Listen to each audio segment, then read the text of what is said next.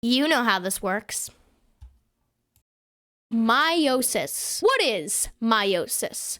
Why does meiosis— No, we are not doing this again. You've heard of mitosis, the process of cell division and growth through phases with the acronym PMAT. These processes are helpful in producing two genetically identical daughter cells. And there is meiosis. It's sort of similar, but the purpose of the process aren't that similar to each other. And joining me on the table today is none other than my complimentary friend,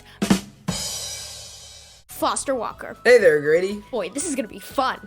Like that time when we did that enzyme video. My name is Foster Walker, and I'll be talking about enzymes. Now, before we go on about meiosis, let's review some key topics from the mitosis video. Tell him, Foster. Cells divide for three reasons: to repair, reproduce, and grow/develop. Mitosis results in the formation of two genetically identical daughter cells.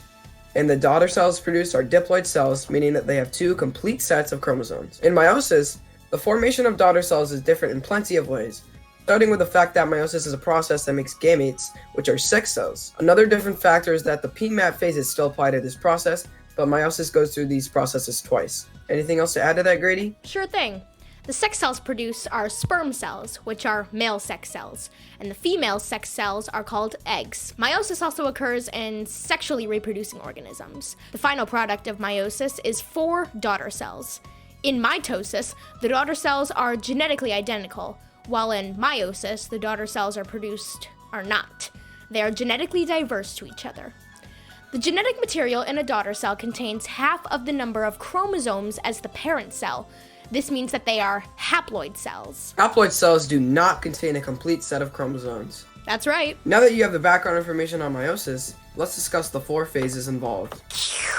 Let's start with the phases before all phases. The interphase. Just like in the interphase process from the mitosis video, the cell is doing normal cellular activities. The uncoiled stringy DNA called chromatin still applies to meiosis. The DNA, of course, will replicate itself. See, not so bad, right? It's just like mitosis. Except the fact that the PMAT phases occur twice. Oh, yeah, forgot about that. At least the first 4 steps of meiosis are sort of similar. Yeah, let's go ahead and start with prophase 1. The chromatin becomes more condensed, and now you have 2 chromosomes, just like mitosis. The difference is that the chromosomes are called homologous chromosomes. This means that they are the same size and have the same genes. It's called homologous, not homologous. Anyway, the prefix homo means same. That's why they're called homologous chromosomes.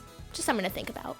Yeah, okay. Grady, can we go back to the table and talk quickly? So, Grady, we're teaching science, okay? This isn't English. They don't need to know the prefixes and suffixes. I'm sorry, but it just doesn't hurt for people to know about their vocabulary. Oh my god, you're such a— In the prophase, the nucleus also disintegrates since the chromosomes are trapped in the nucleus for so long. Once that finishes, the 2 chromosomes pair up to form a tetrad, which is a pair of homologous chromosomes in a cell. The reason why chromosomes pair up to form a tetrad is because they need to perform a special process called crossing over.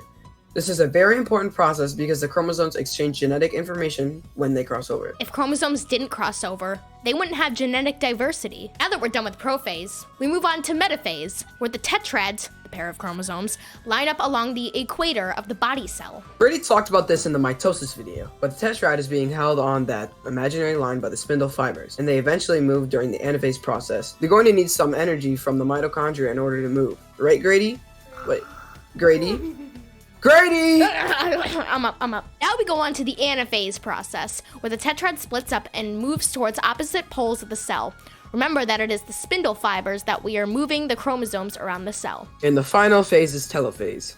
Once the chromosomes reach opposite poles of the cell in anaphase, 2 independent, genetically different cells will form, each newly forming a cell which will get a nucleus that will surround the chromosome. Along with that, cytokinesis is happening.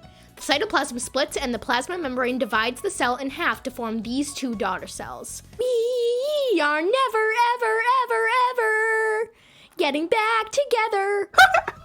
Bro, that was so on key. Meiosis 1 is finished. The 2 new cells that have been formed are haploid.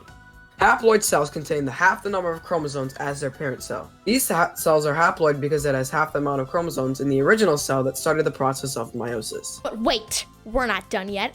Meiosis has to undergo the PMAT phases twice. Meiosis is just built different. The reason for this is because the new cells still have too much genetic info inside of them, so they need to divide another time. Also, meiosis 2 isn't very eventful, so this will go by much quicker. Let's start with prophase 2. The chromosomes do not divide in prophase 2, but the nuclei, plural for nucleus, still disintegrates. Next up is metaphase 2. The chromosomes line up along the equators of the body cells. Make sure you know that in metaphase 2, the chromosomes do not pair up in metaphase 2. The spindle fibers are holding those chromosomes together. Following that is anaphase 2. The sister chromatids line up towards opposite poles of the cell, and they are moved by the spindle fibers. And finally, telophase 2 happens. The two cells will eventually become 4 haploid cells, which are called gametes. Each of the cells will get a nucleus, and the chromatin will uncoil. Let's not forget cytokinesis, where the cytoplasm and membrane split completely. That will form 2 haploid gametes. I already said that.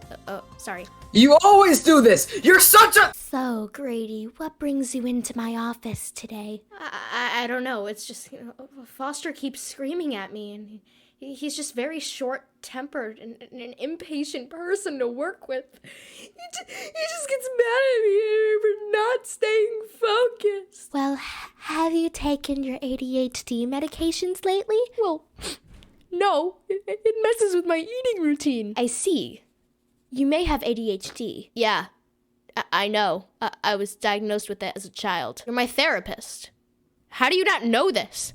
You've been my therapist for almost a year, Yeah, okay, now I see why Foster gets upset at me.